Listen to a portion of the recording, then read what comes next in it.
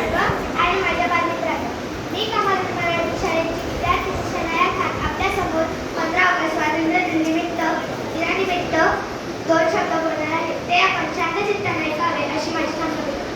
सर्वप्रथम सर्वांना स्वातंत्र्य दिनाच्या हार्दिक शुभेच्छा. आज 15 ऑगस्ट